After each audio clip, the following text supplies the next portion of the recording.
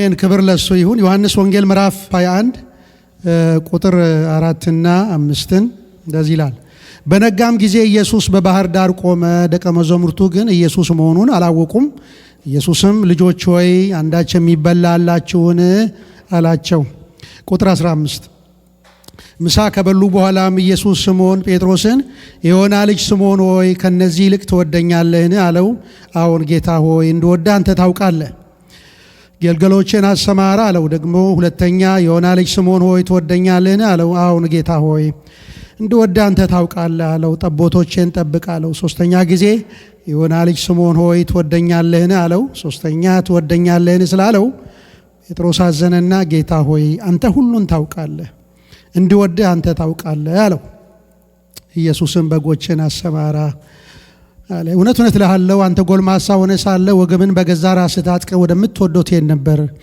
ነገር ግን በሸመገልህ ጊዜ እጆችን ትዘረጋለህ፣ ሌሎችም ያስታጥቁሃል፣ ወደማትወደውም ይወስዱሃል አለው። በምን አይነት ሞት እግዚአብሔርን ያከብር ዘንድ እንዳለው ሊያመለክተው ይህንን አለ። ይህንን ብሎ ተከተለኝ አለው ይላል። ቁጥር 21 ጴጥሮስም ይህንን አይቶ ኢየሱስን ጌታ ሆይ ይህስ እንዴት ይሆናል አለው። ኢየሱስም እስኪመጣ ድረስ ይኖር ዘንድ ብትወድ ምን አግዶህ? አንተ ተከተለኝ አለው። ስለዚህ ያ ደቀ መዝሙር አይሞትም የሚለው ይህ ነገር ወደ ወንድሞች መጣ። ነገር ግን ኢየሱስ እስኪመጣ ድረስ ይኖር ዘንድ ቢወድስ ምን አግዶህ አለው እንጂ አይሞትም አላለውም ይላል።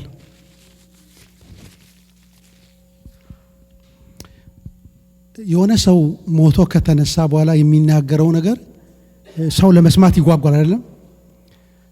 ሞቶ ከተነሳ በምናውቅበት በታሪክ እንኳን ሰው ሞቶ ከተነሳ ወይ ምን አይቶ ነው የሆነ ነገር ልትሰሙ ትፈልጋላችሁ፣ ትጓጓላችሁ። እና ኢየሱስ ይሄ ምዕራፍ ያወራው ከትንሣኤ በኋላ ነው። ከትንሣኤ በኋላ የኢየሱስ ከትንሣኤ በኋላ ያነሳቸው 3 ጥያቄዎች እሱ ነው የምናየው።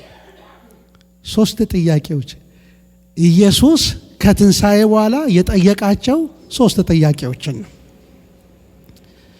እና ከሱ ነው ምን ጀምረው። ይሄ ነው ዋናው ሐሳብ።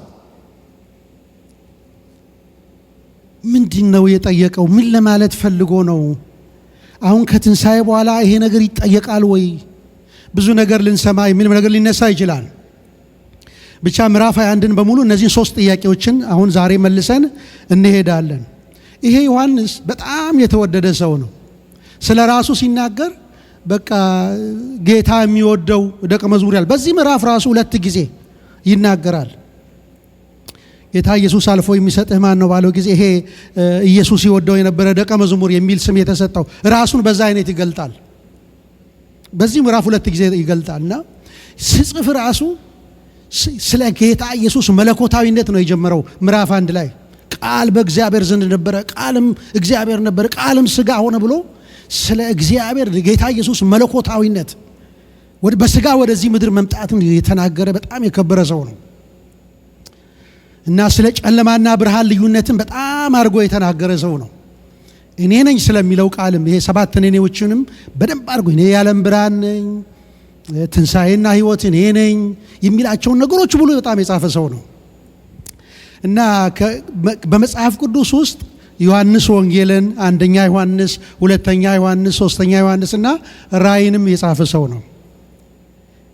በጣም ሚስጥር የሚሰማም ሰው ነው። በጣም ራእይም የሚያይ ሰው ነው እና ሬቪሌሽንን አሁን እስካሁን ድረስ ምሁራን የሚተረጉሙትን ራእይ እሱ በፌጥሞ ደሴት አይቶ ሄዷል። ቋንቋ ሊገልጸው የማይችለውን ነገር በሰማይ አይቶ መጽሐፍ እንኳን ቢያቅተው እንደዚህ አይነት ነገር ነው ያየሁት ብሎ የጻፈ ሰው ነው። አሁን ሰዎች እሱን ለመተርጎም ይሞክራሉ። ውስጥ በጣም ጌታን ስለሚወድ ነው የተናገረውም ስለ ፍቅር ነው። 1ኛ ዮሐንስም ስታዩና ጌታን ስለሚወድ ይሁን በጣም ተጠግቶ ደረቱ ስር እንኳን አሳልፎ የሚሰጠውንም ሰው እንኳን ጌታ ኢየሱስ የነገረው ለሱ ነው። ከእናንተ አንዳችሁ አሳልፎ ይሰጠኛል ሲል ማን ነው ብሎ የጠየቀው እሱ ነው። ከዛ ጌታ ኢየሱስ አሁን የእንጀራን ሲቻ አጥቅሽ የሚሰጠው ሰው እሱ ነው እኔን አሳልፎ የሚሰጠው ብሎ ለዮሐንስ ምስጢር የነገረው ሰው ነው። ይሄ ሰው ነው ይሄንን ቃል የጻፈው እና በጣም የሚገርም ሰው ነው። ይሄ መጽሐፍ የተጻፈበትን ትልቁን ዓላማ ላንብብላችሁ። ምዕራፍ 20 እዛው ቁጥር 21 እና 30 እና 31 ላይ ኢየሱስም በዚህ መጽሐፍ ያልተጻፈ ሌላ ብዙ ምልክት በደቀ መዛሙርቱ ፊት አደረገ። ነገር ግን ኢየሱስ እርሱ ክርስቶስ የእግዚአብሔር ልጅ እንደሆነ ታምኑ ዘንድ አምናችሁም በስሙ ሕይወት ይሆንላችሁ ዘንድ ይህ ተጽፏል አለ። የተጻፈው ሁሉ የተጻፈው ዓላማ ሌላ ምንም የለም። የተሰራው ታምራት ሰዎች የሚደነቁበት የሚገረሙበት በሙሉ ዓላማው እዚህ ጋር ተጽፏል። ኢየሱስ እርሱ ክርስቶስ የእግዚአብሔር ልጅ እንደሆነ ታምኑ ዘንድ አምናችሁም በስሙ ሕይወት ይሆንላችሁ ዘንድ ነው የተጻፈው። ሸው ለማሳየትም አይደለም፣ ለማስገረምም አይደለም፣ ለማስደነቅም አይደለም። ሰይጣን ጌታ ኢየሱስን እዛ በተራራ ጫፍ ላይ ሆኖ እስቲ ራስህን ወርውር ቃሉ እንደዚህ ይላል ብሎ ጠቀሰው አይደለም? ቃሉ እኮ እንደዚህ ይላል እስቲ ራስህን ወርውር ሲል አይ እኔ አሁን እዚህ ተገልብጬ ወይ ፓካንድ ሰርቼ ማን ነው የሚያይ? ማንም እኮ የለም እዚህ ተገልብጬ የሚያጨበጭብልኝም ሰው የለም እኮ እዚህ። ጌታ አምላክህን አትፈታተነው ተብሎ ተጽፏል። ሾላ ሳይ አይደለም የመጣሁት ነው፣ መስራት አቅቶኝ አይደለም ነው። ስለዚህ የተጻፈው በሙሉ ኢየሱስ እርሱ ክርስቶስ መሲህ የእግዚአብሔር ልጅ እንደሆነ ታውቁ ዘንድ ነው። አሜን። መሲህን አግኝተናል። አሜን። እሱ የኛ ነው፣ እኛ የሱ ነን። በቃ መሰረታዊ ነገር ይሄ ነው። እና ከዛ ምዕራፍ 21 ላይ ከመምጣታቸው በፊት ጌታ ኢየሱስ ተነስቶ በተዘጋ ቤትም ገብቶ ሰላም ለእናንተ ይሁን ብሎ መንፈስን ቅዱስን ተቀበሉ ብሎ አብ እንደላከኝ ልካቸዋለሁ ብሎ ቶማስም አልነበረም በሳምንት መጥቶ በቃ አንተ ያመንኩን ያላመንክ አትሁን ብሎ ና ጄኒ ብሎ አሳምኖ እዛ ከሄደ በኋላ እንደ ድሮ በእነሱ ጋር በአካል የለም። አሁን ምዕራፍ 21 ላይ ጴጥሮስ መሪ ሆኖ 7 ደቀ መዛሙርቶችን ይዞ ሄደ ወደ ድሮ ስፍራ ማለት ነው። ከቁጥር 1 ጀምሮ የምታዩት ነው። ይዟቸው ሄደ። የንታ ያላችሁ ወጥተውም ወደ ታንኳይቱ ገቡ። በዚያችም ሌሊት ምንም አላጠመዱም ይላል። ወደ ድሮ ጌታ ኢየሱስ ከአጥማጅነት እኮ ነው ያመጣው አይደለም? ከአጥማጅነት አምጥቶ የሰው አጥማጅ ያደርጋቸዋለሁ ብሎ ነበረ። አሁን እነሱ ሞቶ ተነስተዋል። እንደገና መነሳቱን አሳይቷል። አሳይቷቸዋል። ቀጥሎ ያለውን ስራ ስሩ ነው። እነሱ በቃ አሁን በአካል ከኛ ጋር ስለማይኖር እንደ ትላንትናው ታምራት ስለማይሆን አሉና እኔ አሳ ለማጥመድ ሄዳለሁ ብሎ ቀንደኛው መሪ ጴጥሮስ ነው። ከዛ ከሱ ጋር አስከትሎ ሄደ። ሞከሩ፣ ፈልጎ አጡ። ወደ መጀመሪያው ጥያቄ ልመጣ ነው። ጌታ የሚጠይቀው ጥያቄ ማለት ነው። ፈለጉ፣ ሞከሩ፣ ኤክስፒሪየንስ አላቸው። ምናልባት ከኤክስፒሪየንሳቸው አምጥቶ 3 ዓመት ብዙ ነገር አስተምሯቸዋል። ምናልባት በ3 ዓመት ውስጥ ያንን የማጥመድ ነገር ረስተው ከሆነ አላውቅም። ግን 7 ተባብረው ሄደዋል። ግን ምንም ነገር አላገኙም። ምንም ነገር አላገኙም። የለም እሱ ምንም ነገር አጡ። አሁን ጌታ ኢየሱስ በነጋ ጊዜ ቁጥራት ላይ በኢየሱስ በባህር ዳር ቆመ ይላል። በባህር ዳር ቆመ ይላል። አንደኛ መቆም የቆመ የት መስላችሁ? በር ተዘግቶ ቆመና ሰላም ለእናንተ ይሆናል አይደለም? አሁን ሁለተኛ መጥቶ ደግሞ በባህር ዳር ቆመ ይላል። ከዛ የጠየቃቸው ጥያቄ እሱን ነው የምናስተው። ምን አለ? ልጆች ሆይ አንዳች የሚበላ አላችሁን? ሰዳደ ከባድ ጥያቄ ከባድ ናት። ልጆች ሆይ አንዳች የሚበላ አላችሁን?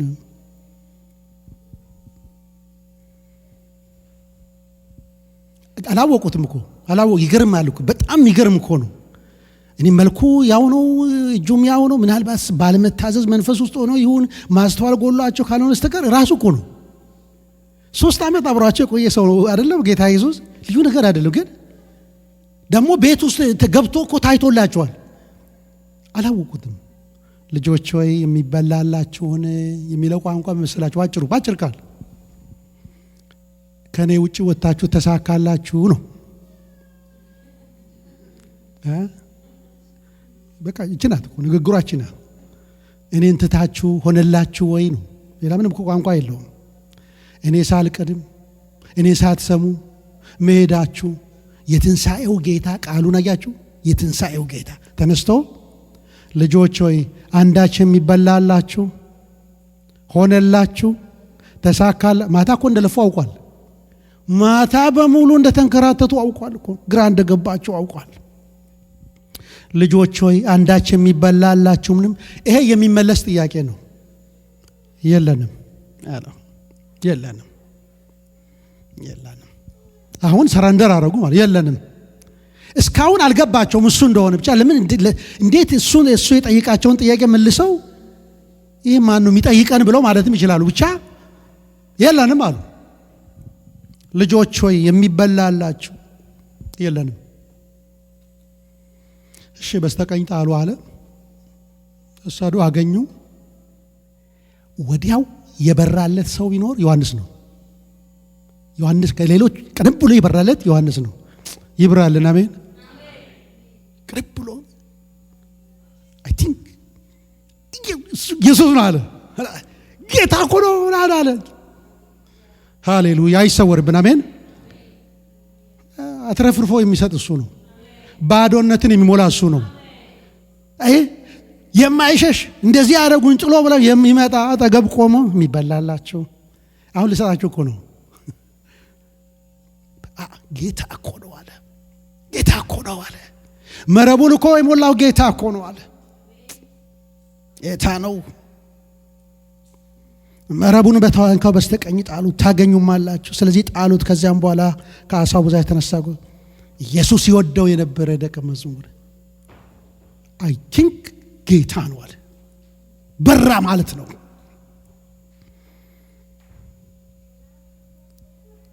ሙሴ አንድ ልመና ለምኖ ነበረ። ጌታው ክብርን አሳየኝ ሲል እንዲህ አለ እግዚአብሔር፣ እኔ በመልካምነት በፊት ይቀድማለሁ አለ። አየህ፣ በመልካምነት በፊት ይቀድማለሁ። መልካም ነገር ባየ ጊዜ እኔ አልፌያለሁ። አየህ፣ የሆነ ነገር ሲሆን አይ ቲንክ ጌታ አለፈ። በዚህ የሆነ ነገር ሲሆን ጌታ አልፏል። እባክህ ጌታ አልፏል። በመልካምነት በፊት አልፋለሁ። ይህንን እኮ መረብ የሞላው ጌታ እኮ ነው አይደል? ቤትህን ያስተካከለ መቅበዝበዝህን የሞላ ባዶነትህን የሞላ ጌታ እኮ ነው አለ። ልክ እሱን ሲሰማ ጴጥሮስ ባነነ። ጴጥሮስ ሌሎች አሳ ይጎተቱ። ጴጥሮስ ራቁትን ነበረና ይላል ምን አደረገ? ልብስ ለበሰና ራሱን ወደ ባህር ጣለ ይላል። የራቁትነት ጉዳይ አይደለም።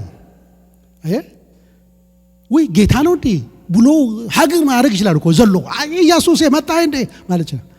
አይ ቲንክ ይሄን ሁሉ ሰው እየመራ ሄደው እሱ ነው አይደለም? ይሄን ሁሉ ሰው ይዞ እየመራ ሄደው እሱ ነው። ሼም አፍሮ ይሆናል። አያቸው አፍሯል። አሁን ራሱን ጣለ ይላል። ደግሞ ጌታ የሚከታተለው እሱ ነው። እሱ ይሸሻል፣ የሚከታተለው እሱ ነው። ጌታ ጥሎ አይጥልም። ጌታ እኮ እንደገና አምላክ ነው። ስንት ጊዜ አሁንም እሱ እንደሚከታተለው ራሱ በቃ ራሱን ጥሎ አፈረ። በቃ ሬሼም ይዞት በቃ ሲል ወደ እሱ ነው መጣው። አሁንም እሱ ወደ እሱ ነው መጣው። ያንን ታያላችሁ እዛ ጋርና ሌሎች ይጎትታሉ። ከዛ ምን እኔ እኮ ይገርመኛል። ከዛ ቀጥሎ እሳት ናፍም ነበረ ይላል። እዛ ለምን እንደመጣ እንድታዩ ልጆች የሚበላላችሁ ብሎ ጠይቆ ያው ያለኔ ያለ ቃሌ ስኬትና ፈውስ መከናወን የለም የሚለው መልእክት ነው። ከዛ ይገርማል። እሳቱን ፊሙ እዛም ሄደን ቆመን ባህር ዳር ምሳ ጋበዛቸው እኮ ምሳ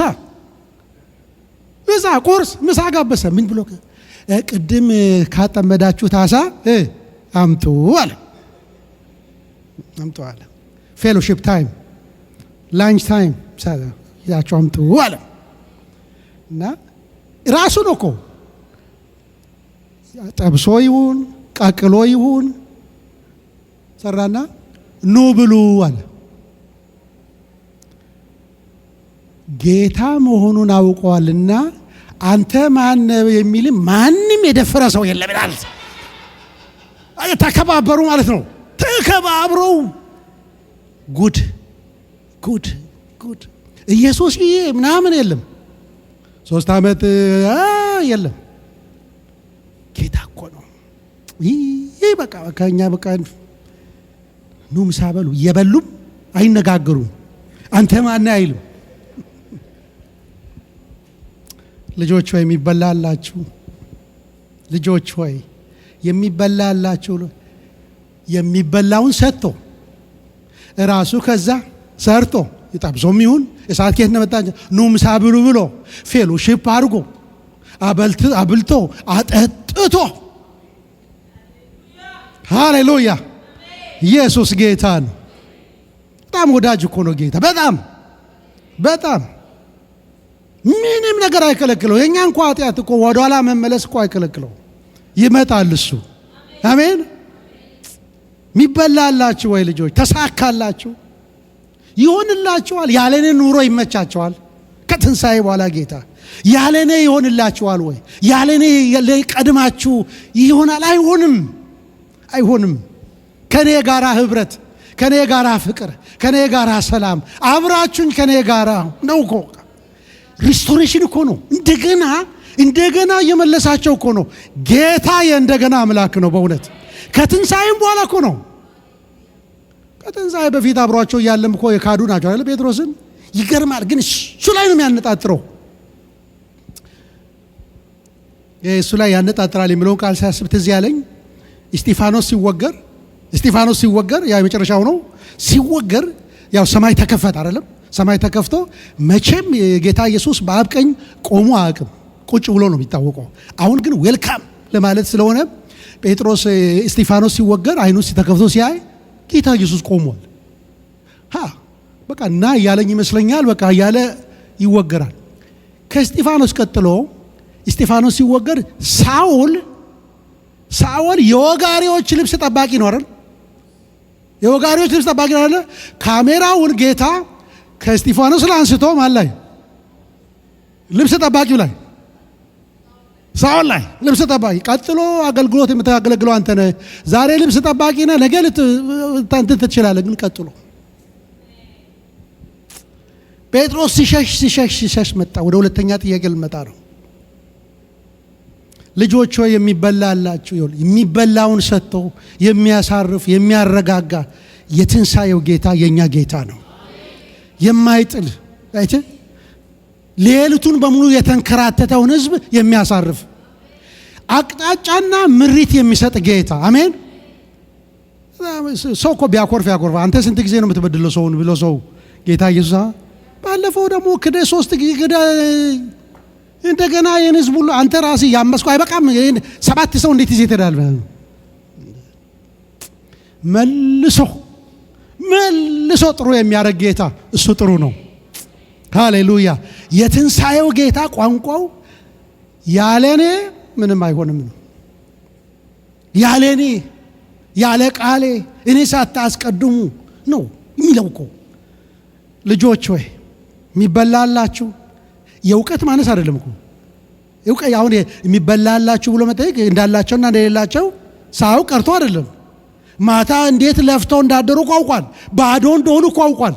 ልምዳቸው ምንም እንደማያመጣ፣ መሰብሰባቸው ምንም እንደማያመጣ፣ 7ም 10ም ቢሆኑ ምንም እንደማይመጣ፣ ጌታ ግን የሚያመጣውን ያመጣል። ሃሌሉያ! ልጆች ሆይ የሚበላላችሁ፣ በቃ ተስፋ ቆረጡ። ተሳካላችሁ? አይሳካም። መክብብ ላይ ያለ እርሱ ፈቃድ ደስ ብሎት ተድላን የበላ የቀመሰ ማን ነው ይላል። ማንም የለም። የትንሣኤው ጌታ አብረነው እንድንወጣ ይፈልጋል። አሜን። በቃ ከትንሣኤ በኋላ ስናስብ የትንሣኤው ጌታ አቅጣጫ ሊያሳየን ይፈልጋል። አሜን። ሊመራን ሊያግዘን ከኛ ጋር ነው እኮ ከኛ ጋር ነው። አቅጣጫ በባከንበት ልምዳችንን ተጠቅመን ብዙ ሙከራ ባረግንበት ባዶ እጃችን በሆንበት ሊመራን ጥያቄ ሊጠይቀንና እሺ ልንለው ይፈልጋል። አሜን። አይጥለንም፣ አይተውም። ፌሎሺፕ ዳማያች ምግብ አብሮ በላ። እኛ ከሱ ጋር ፌሎሺፕ የምናደርገው በቃሉና በጸሎት ነው። አሜን። ትላንት ስለ መጽሐፍ ቅዱስ ፓስተር ይናገር ነበርና ይሄ የኛ መጽሐፍ ቅዱስ ነው። ኢህአዴግ ኢትዮጵያ ውስጥ በገባ ጊዜ እኛ አካባቢ አንድ ሰው ነበርና ኢህአዴጎች ወደ ሲመጡ እዚህ ጠመንጃ ምናምን አለ ይላሉ፣ ይጠይቃሉ ሰዎችን በየቤቱና አንዱ ሰው ክርስቲያን ነበርና እንዴት ነው ጠመንጃ አለ ምናምን ሲል አዎ አለኝ አለ። የት አለ ሲል ይኸው 66 ጎራሽ እዚህ አለ አለ። 66 ጎራሽ። አሜን። ኢየሱስ ጌታ ነው። 66 ጎራሽ መያዝ አለበት።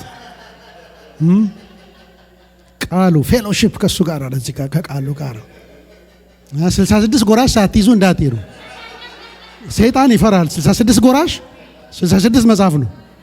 ደሞ እኮ ተተኩሶም ዝም ብሎ ይሞላል፣ አይጎልም። ብትተኩስም 66 ሙሉ ነው። አሜን። በጸሎትና በቃሉ ፌሎሺፕ አረጋ አብሮ በሉ። ጌታ ይህንን ይፈልጋል። የትንሣኤው ጌታ ከትንሣኤ በኋላ ፌሎሺፕ ይላል። በዋናነት ልጆች ወይ ይበላላችሁ አይሁንም እኮ አብሬያችሁ ልሁን፣ እኔን አስቀድሙ፣ ከእናንተ ጋር ልሁን ነው ጌታ የሚለው። አሜን። ይሄ ጌታ ሐሳብ ነው። ጌታ ሐሳብ ነው። ቅደም ጌታ ሆይ ትናንት ካወጣኝ ቦታ እኔ ወደ ኋላ አልሄድም። ስለ ኑሮዬም ታስባለህ እኮ ስለሚበላውም ስለሚጠጣው ምግብም አበልቷቸዋል። ሌሊቱም በሙሉ የመረቡንም ጉዳይ የሥራ ጉዳይ የሚሆን እሱ ጋር ነው። እሱ ጋር እኮ ነው። እሱ ጋር ነው ያለው እና አብረን እንብላ፣ አብረን እንጠጣ አስቀድመን ይላል ጌታ። ይቅደም በኑሯችን። አሜን አሜን። ያለሱ ደስ ብሎና መኖር አንችልም። እሱ የቀደመበት፣ ቃሉ የቀደመበት፣ መንፈስ የቀደመበት፣ እሱን ያስቀደምንበት ይሁንልን። አሜን። ከዛ መልሰው ወደ ጴጥሮስ መጣ። ሁለተኛ ጥያቄ። ይሄ የመጀመሪያው ጥያቄ ነው ከትንሣኤ በኋላ። ሁለተኛ ጥያቄ ደግሞ የሚጠይቀው አሁን ጴጥሮስን ነው። ቅድም ልጆች ሆይ አይደል ያለው፣ አሁን ደግሞ ጴጥሮስን ነው። መልሰው ወደ እሱ መጣና የሸሸ ነው እኮ እሱ እየሸሸ ነው።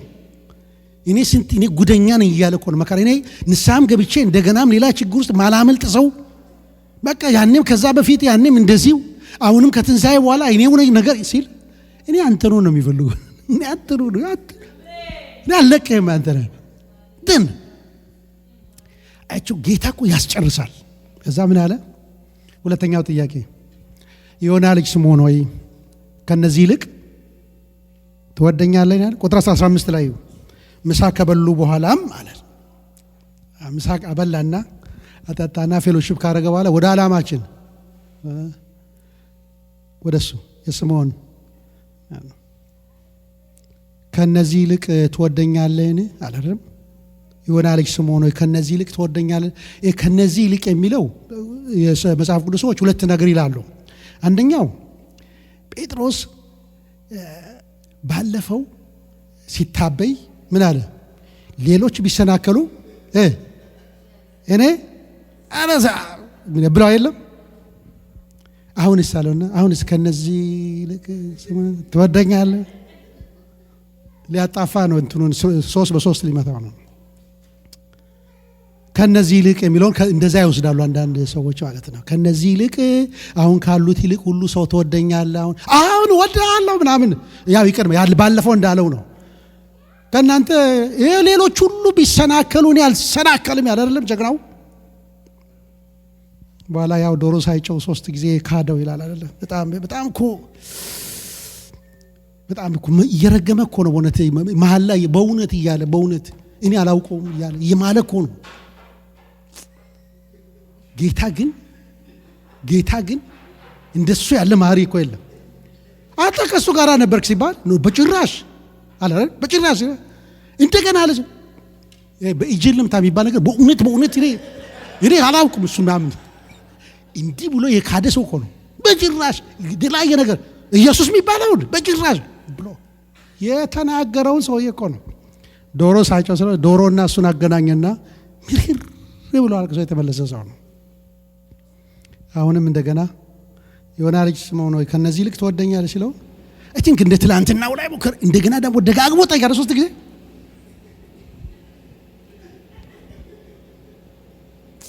አዎ ሞከረና 3 ጊዜ ሲደግም አይ አለ በቃ 3ኛው ላይ በቃ ይሄ ባለፈው ነገር ነው አለና ምን አለ? ጌታ ሆይ አንተ ሁሉን እኔን ታውቃለህ። አንተ በቃ ይቅር በቃ አንተ ሁሉን ታውቃለህ። ሁሉ ነገር ባንተና በኔ ውስጥ ይቅር፣ ባንተና በኔ መካከል ይቅር አለና የሆነ ልጅ ስምዖን ሆይ ትወደኛለህ? ይኸውላችሁ እግዚአብሔር እንደምንወደው እንድንናገር ይፈልጋል። ትወደኛለህ? አዎ እወድሃለሁ። አዎ እወድሃለሁ። እስቲ ጌታ እወድሃለሁ ብሉት። ያላችሁ በዛ እንዳትቆሙ ደግሞ ቀጥሎ የሚያመጣው ነገር አለ። ከነዚህ ይልቅ ትወደኛለህ? ጌታ እንደዚህ ቢጠይቃችሁ የትንሣኤው ጌታ ምን እያለ እንደሆነ ትወደኛለህ ይላል። አዎን እወድሃለሁ ነው የምትሉት አይደለም? ቶሎ አዎ ደግሞ ይፈልጋል። የልቤን ታውቃለህ አይደለም? በል ምን እወድሃለሁ። ጌታ እኮ ትወደኛለህ? ይሄ ለሁሉ እኮ ነው ጥያቄው። ከትንሣኤ በኋላ የተነሳ ጌታ አንዱ ጥያቄው ይሄ ነው። ትወዱኛላችሁ? ትወጅኛለሽ? ትወደኛለህ? ትወዱኛላችሁ ወይ ነው ጥያቄው።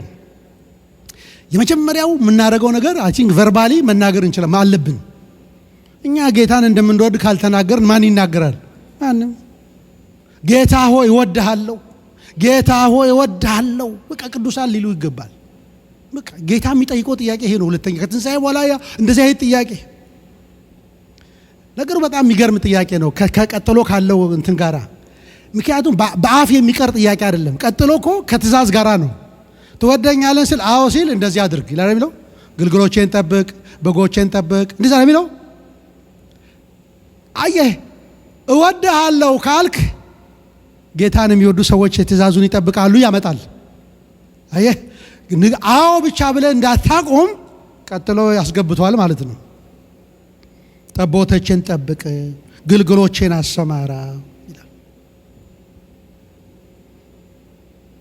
ልጆች ሆይ በስራና በእውነት እንጂ በቃልና በአንደበት አንዋደድ ይላል። አንደኛ ዮሐንስ 3:12 ላይ ጌታ ራሱ ይሄ የትንሣኤው ጌታ ቅዱሳን እሱን እንደሚወዱት ያውቃል፣ እንዲናገሩት ይፈልጋል። ደግሞ ከተናገረም በተግባር እንደምትወደኝ አንተ ታውቃለህ። ግልገሎቼን ጠብቅ፣ አሰማራ። በጣም የሚገርመው ቅዱሳንን ትወዳለህ አላለውም። የምታገለግላቸውን ሰዎች ትወዳቸዋለህ አላለም። ጌታ ያለው ማንን ነው? እኔን። አየህ የምታገለግለውን ህዝብ ትወዳለህ ሁለተኛ ነው። እኔን ከወደድክ መጀመሪያ የምታገለግላቸውን ሰዎች ችግር የለውም። ትኩረትህ፣ አገልግሎትህ፣ ሞቲቭ፣ እንቅስቃሴ በሙሉ በእኔ ላይ ይሁን ነው። አገልግለኝ፣ እኔን እንደምትወደኝ ንገረኝ። እኔን ከወደድክ የሚሰጥህን ነገር ትወዳለህ። አደራም ቢሰጠውን ነገር በፊትህ ትወዳለህ። አገልግሎቱን ሳይሆን እኔን ከወደድክ አገልግሎቱን ታገለግላለህ። የአገልግሎቱ ሞቲቭ እኔን መውደድ ነው። አሜን። የአገልግሎቱ እንቅስቃሴ ሞቲቭ ጌታን መውደድ ነው። በዛ ካልጀመረ በአገልግሎት ትደክማለህ። አገልግሎትንም እንዳንዳንድ የኳየር መሪ ያው ለአገልግሎት ብሎ የሚሄዳል አይደል? የኳየር መሪዎች ቀመጡና የኳየር ውስጥ ያሉ ሰዎች በጣም ሊያስቸግሩ ይችላሉ። ያ ኳየር ውስጥ ነበርኩ እኔ ብዙ አዛና ሰው በመለያም ተጣልተው ይቆማል። እዚህ እኮ ኳየርን በጣም የመራ ሰው ሌላ ሀገር ሁሉ ይመራል።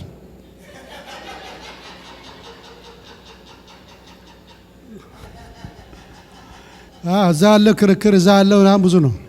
ይሄ ሌላኛው መለያ አይደለም። ይዞ ተለያየ ነገር አለ።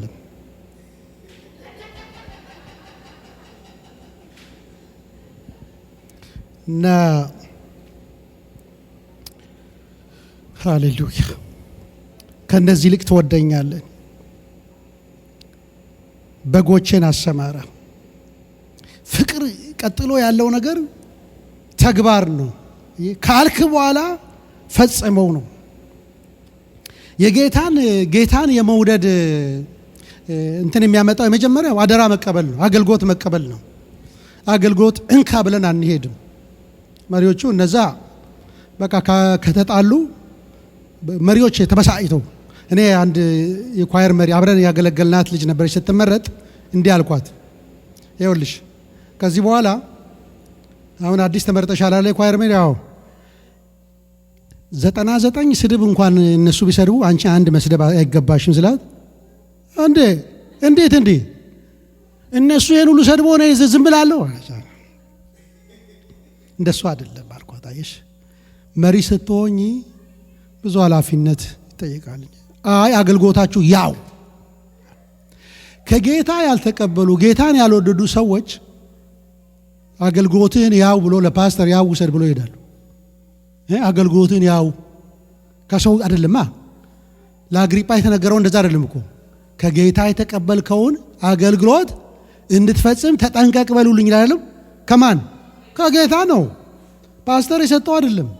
የኳየር መሪ የሰጠው ነገር አይደለም አገልግሎት። ስለዚህ አገልግሎቱን እዚህ ጋር ከነዚህ ይልቅ ትወደኛለህ ብሎ አገልግሎት አደራ ሰጠ። ጌታ እንድናገለግለው ይፈልጋል። ግን የመነሻው ሐሳቡ እሱን እንድንወድ ነው። አሜን። እሱን መውደድ ይሁንልን። አሜን። ነገሩ ጌታን የማይወድ ቢኖር የተረገመ ይሁን ይላል እኮ አንደኛ ቆሮንቶስ ላይ። እና እኛ ግን ጌታን እንወዳለን። ደግሞ አስቀድሞ ወዶናልና ምን እናደርገዋለን? እንወደዋለን። ከነዚህ ይልቅ የሚለው ሁለተኛው ምናልባት ኑሮ ተመችቶት ከሆነ አላቅም። ጴጥሮስ አሳ ማጥመድን የተለያዩ ጉዳዮች ሆኖ ከነዚህ ጉዳዮች ይልቅ እኔን ትወደኛለህ ነው። ከነዚህም ሰዎችም ሌላ ካለው ከኑሮ ስኬት አሳ አጥምዶ ከመነገድ ከመብላት ሌላ ጉዳይ ማህበራዊ እዛ ከነዚህ ሁሉ ይልቅ ትወደኛለህ ነው። አዎ ወድሃለሁ ስትል ይሄንን አድርግ ይላል። እና ጌታን ወዳለሁ የሚል ሰው አደራ ይቀበላል። ያንን ምን አደራ ይቀበላል። ጌታን ያገለግል ደስ ብሎት። መነሻው ሐሳቡ ጌታን መውደዱ ነው። ማንም ስላዘዘው አይደለም። ማንም አገልግሎት ስለወደዳቸው አይደለም። አገልግሎት ስለወደደን አይደለም። እንደገና የምናገለግላቸው ሰዎች ጥሩም ስለሆኑ አይደለም። ግን ጌታ ጥሩ ስለሆነ፣ አሜን። ጌታ ጥሩ ስለሆነ በቃ እሱን ስለምንወደው በቃ እንችላለን እናደርጋለን ነው። ጌታን እወዳለሁ የሚል ሰው አደራ ይቀበላል። ጌታ ሆይ እወድሃለሁ እንላለን። እሺ ከትንሣኤ በኋላ ጌታ የጠየቀው ሁለተኛ ጥያቄ ይሄ ነው። ትወጂኛለሽ? ያለ ጥያቄ አዎ እወድሃለሁ ስትኝ አገልግኝ። አይሽ በእኔ ፍቅር መነሻ ተነስተሽ ማንንም ሳታይ አገልግለኝ። ከዛ ቀጥሎ ስለ ቁጥር 18 ላይ እውነት እልሃለሁ አንተ ጎልማሳ ሳለህ ወገብህን በገዛ ራስህ ታጥቀህ ይልና እንዴት አይነት ጌታን በምን አይነት ሞት እንደሚያከብር ነገረው ለጴጥሮስ ማለት ነው። ትወደኛል አይደል? አዎ አደራ ብያለሁ አይደል? አዎ እስከ ሞት ድረስ የታመንኩን ለዚህ ነው የሚለው። እንደዛ እኮ ነው የሚለው። ቀጥታ ይነግረዋል። የወደፊቱን በሙሉ እኮ ነው። አንተ ጎልማሳ ሳለ በራስህ ትታጠቅ ነበር፣ ጉልበት ነበር፣ ኃይል ነበር ይላል። ግን ስትሸመግል ኃይልን ታጣለህ፣ ሌሎች ያስታጥቁሃል እና በምሳሌ ነግሮት ምን አይነት ሞት ጌታን የሚያስከብር ሞት ነው የሚለው። እንደውም የሚለው ምንድነው? ምን አይነት ሞት እግዚአብሔርን ያከብር ዘንድ እንዳለው ሊያመለክት ይህንን አለ ይላል። ጌታን የምንከተለው እስከ መጨረሻ ነው። አሜን። ምንም አይመልሰንም። አሁን ጴጥሮስን አምጥቶ እንደዚህ አድርጎ ያመጣው አደራ ካለ በኋላ አንተ እስከ ሞት ድረስ ለኔ የታመንክ ነህ አለው። አሜን። ከትንሣኤ በኋላ ጌታ የሚናገረው ቃል እስከ ሞት ድረስ የታመንኩን የሕይወትን አክሊል ትቀበላለህ። ራእይ ምዕራፍ 2 ቁጥር 10 ልትቀበለው ያለህን መከራ አትፍራ። ከናንተ አንዳንዶቻችሁን ሰይጣን እስር ቤት ሊያስገባ ይፈልጋል። እስከ ሞት ድረስ የታመንክ ሁን፣ የሕይወትን አክሊል ትቀበላለህ። አሜን። እኛ እስከ ሞት ድረስ የጌታ ነን። በሕይወትም ኖር ብንሞትም የጌታ ነን። አሜን። መውደዳችን እስከ መጨረሻ ይቀጥላል። እናገለግለዋለን፣ አደራውን እንቀበላለን፣ እስከ መጨረሻ እንከተላለን። ተከተለኝ የሚለው ነገር አለ። ትወደኛለህ? ሁለት ነገር፣ አገልግለኝ፣ እኔን በመውደድ መነሻ አገልግለኝ። ሁለተኛ እስከ መጨረሻ ተከተለኝ። እኛ ነፍሳቸውን ከሚያድኑቱ ነን እንጂ ወደ ኋላ ከሚያፈገፍጉቱ አይደለን ይላል ዕብራውያን። እኛ ከወደን እስከ መጨረሻ እንወደዋለን። አሜን። እስከ መጨረሻ ነው። ያንን ነው ጌታ የሚለው ለጴጥሮስ። ስለ ሞቱ አሁን መናገር ምን ያስፈልገው? አየህ፣ ከጀመርክ ትቀጥላለህ እስከ መጨረሻ። እኔ አልፋና ኦሜጋ ነኝ፣ እኔ ሞቼ እንደተነሳው፣ እኔ ትንሣኤ ጌታ ለአንተ አደራ ሲል፣ ከትንሣኤ በኋላም እኔው ነኝ አይደለም? ትንሣኤና ሕይወት እኔ ነኝ። እኔ እኮ ሞትን የሚያነሳ የሞቱትን ሰዎች ማንሳት ብቻ አይደለም፣ እኔ በራሴ ትንሣኤ ነኝ አለ እኮ ጌታ። እንደዛ እኮ ያለው። አዎ እኮ ከትንሣኤ በኋላ እኮ አልዓዛር እንደሚነሳ ምናምን ሁላችን እንደምነሳ ቃል ስትል ነው። እንደዛ አይደለም። እኔ ትንሣኤና ሕይወት ነኝ። እኔ ባይ ፐርሰን ራሴ ትንሣኤና ሕይወት ነኝ አለ። ነገ ያሉትን ማንሳት እችላለሁ፣ ግን ራሴ ትንሣኤና ሕይወት ነኝ። እስከ ሞት ድረስ የታመንኩ ነኝ፣ እስከ መጨረሻ። አገልግሎት ፈርማታ ላይ አይቀር፣ ያውላ አገልግሎት ተብሎ አይኬድ። ከጌታ ውጪ ሌላ የምናመልከው ነገር የለም። ጌታን አምልከን ጀምረን እንጨርሳለን። አሜን። የምንወደውን ጌታ፣ የትንሣኤውን ጌታ በዓይናችን እናያለን። በቃ ያንን ነው። ሁለተኛው ሲጠይቅ የነበረው ይሄ ነው። ትወደኛለህ? አገልግለኝ። እስከ መጨረሻ የታመንክ ሁን። ሁለችን ነገር ትክክል ለጅን ያዟት። ትወደኛለህ? በእኔ መውደድ መነሻ አገልግለኝ። ከዛ በኋላ እስከ መጨረሻ የታመንክ ሁን። ይሄ ሁለተኛ ጥያቄ ነው። ሶስተኛ ጥያቄ የመጣው በጴጥሮስ ጥያቄ ነው። አሁንም ጴጥሮስ ዘወር ብሎ ኢየሱስ ይወደው የነበረውን ደቀ መዝሙር ሲከተለው አይቶ ቁጥር 20 ላይ አንተ ቆይ የኔን እኮ ሞት ነገርክ፣ የዚህኛውን ሰውዬ ሞት አትነግረኝም አለ። የኔን ሞት እንደዚህ እንደሚሞት ነግረኝ፣ አንተ ዮሐንስን አትነግረኝም አለ። ኢየሱስ እንዴት ነው የሚሞተው? ከሱ መነሻ የመጣ ጥያቄ ነው። አሁን ሶስተኛ ጥያቄ ማለት ነው። እኔ በቃ ወጣት በነበርኩ ጊዜ ራሴን አስታጥቃለሁ፣ ጉልበተኛ ነኝ፣ ኃይለኛ ነው፣ ሸመግል እንደዚህ በቃ በሞቴ እንኳን ላካ አንተ ትከብራለህ፣ እንደዚህ ያስባል ላካ አለና ዮሐንስስ አለ። ዮሐንስስ እንዴት ነው የእሱ አሟሟት? እንዴት ነው የሚሞተው? ይከተላል እስከ መጨረሻ አለ። ሶስተኛውን ጥያቄ በሱ መነሻ ይጠይቃል። ምን አለ? ቁጥር 22 ላይ ኢየሱስም እስኪመጣ ድረስ ይኖር ዘንድ ቢወድ ምን አግዶህ አላለም። ምን አገባ የለም። ምን አገባ ማለት እኮ ነው። ምን አገባ ማለት አሁን መልስ ለመስጠት ያገባኛል አያገባኝም ነው ተመልሶ አይደለም። ያገባኛል ስለ ዮሐንስ ከኔ ጋር ያገለገለ የእሱን ነገር ማወቅ አለብኝ ማለት ይችላል። አያገባኝም በቃ ማለት ይችላል። ጌታ ኢየሱስ ባጭር ያለው ምን ያገባሃል? አንተ ምን አርግ ተከተለኝ ነው። በሰው ላይ ሳይሆን በራስ ላይ ትኩረት አርግ። አየህ፣ የሰውን መውደቅና መነሳት፣ የሰውን ስኬትና ምናምን፣ የሰውየዎችን ወሬ ምናምን እዛ ማድረስ ሳይሆን አንተ እኔን በመከተል ላይ ትኩረት አርግ ነው የሚለው። አሜን። ምን አገባ ስለ ሰው? የሰውየው አሟሟት ሁኔታ፣ የሰውየው መሳካት ሁኔታ፣ የሰውየው በሰፈር ያለው ሁኔታ ምናምን እሱ ምን አገባ አንተ? የትንሣኤው ጌታ ምን ይላል? የሰውን ነገር ተውና በአንተ ነገር ላይ ትኩረት ተከተለኝ ነው ቃል። ቀጥሎ ተከተለኝ ተው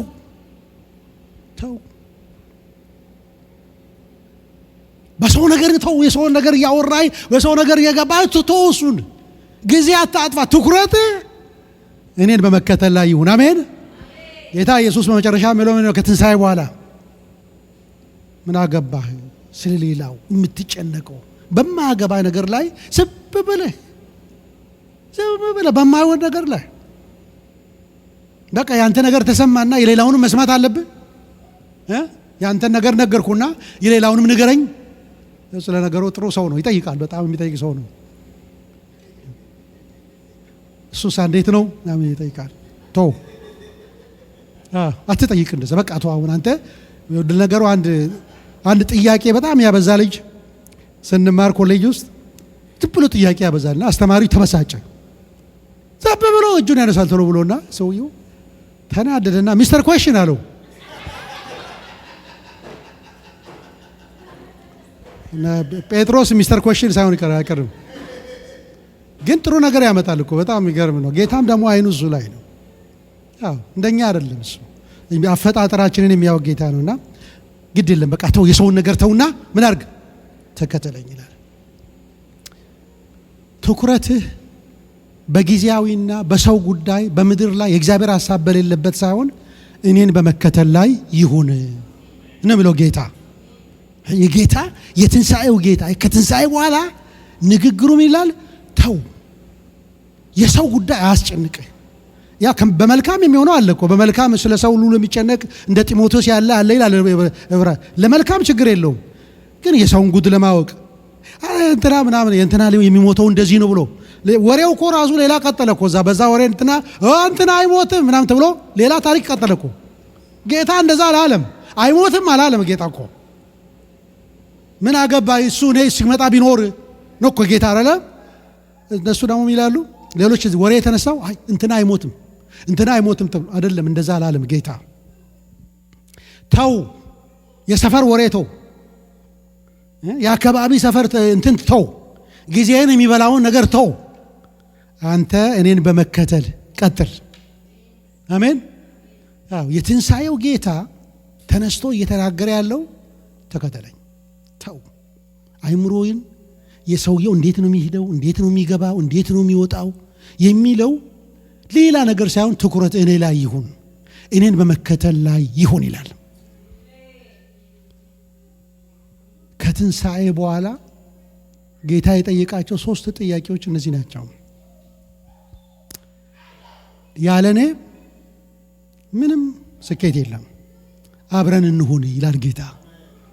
አብረን እንሂድ፣ በቃ አብረን እንሰማራ ነው ጌታ። አብረን እንሰማራ፣ እኔ ባዶነትህን እቀይራለሁ። አይቶም ደግ ነው ጌታ ነው። እንደገና እድል የሚሰጥም ጌታ እኮ ነው። ጥሎም የማይጥል ጌታ እኮ ነው። ብዙ ነገር ከዛ ውስጥ ማውጣት ትችላላችሁ።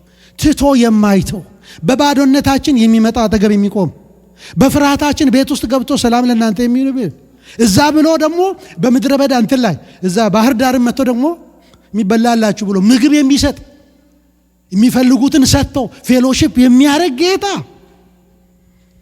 የሚከታተል ጌታ ነው። አሜን። ጠላት ውሸቱን ነው። ጠላት ውሸቱን ነው። ወይ የኛ ሐሳብ የሚለው ሁሉ ውሸት ነው፣ ወይንም ዶቶችን አገናኝታቸው እንደዚህ ይላል የዶቱ ሚኒንግ ብትሉም ውሸት ነው። ጌታ ያለው ብቻ ነው እውነት።